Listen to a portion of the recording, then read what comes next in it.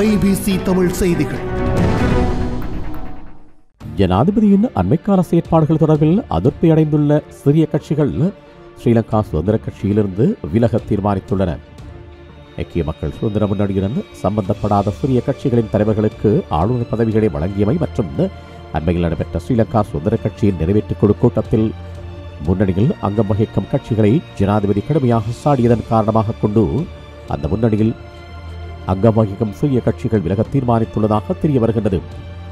ஐக்கிய மக்கள் சுதந்திர முன்னணிக்கு ஆதரவளிப்பதில்லை என இந்த கட்சிகள் தீர்மானித்துள்ளதாகவும் இதனை எழுத்து மற்றும் வாய்மொழி மூலமாக அறிவித்துள்ளதாகவும் கூறப்படுகின்றது.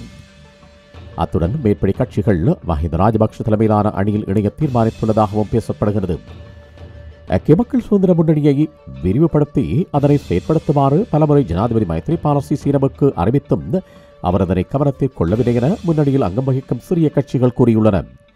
இந்த நிலையில் ஐக்கிய மக்கள் சுதந்திர முன்னணியுடன் தொடர்ந்தும் அரசியலில் ஈடுபடாமல் தமது கட்சிக்கு எதிர்காலம் இருக்காது என சிறிய கட்சிகளின் தலைவர்கள் கூறுவதாக